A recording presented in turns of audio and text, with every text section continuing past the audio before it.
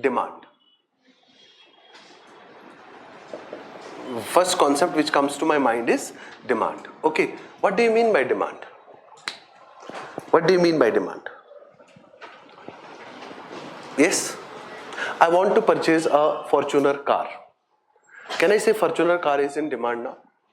Individual level, I am demanding for. I want to purchase a Toyota Fortuner car. Okay, does it mean Fortuner car is in demand? Yes or no? Is it my demand that I want to purchase Fortuner car? Is it my demand? Yes or no?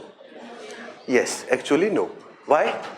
Because I want to purchase, but am I able to purchase? Why are you saying no? Maybe I may be able.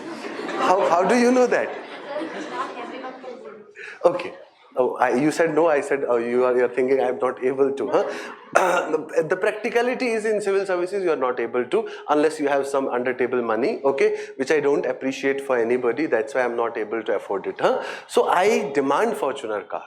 I want a Fortuner car, but I'm not able to purchase, which means Fortuner is not in demand. That is my wish I want to.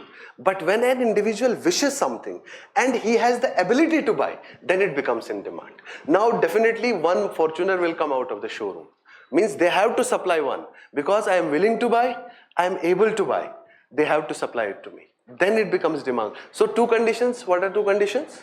Willingness to buy, ability to buy. Okay? And whatever quantity an individual is willing to buy and is able to buy, that is called quantity demanded. That is called quantity demanded. And when various commodities in a particular market are demanded by various individuals, we basically aggregate all that, and that is called aggregate demand. So I have categorically spoke about three concepts. One, demand.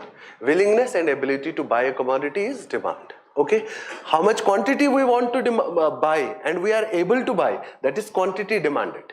Okay, and how much in aggregate the whole market is able to buy and willing to buy, that is the aggregate demand. That is the aggregate. The aggregate demand,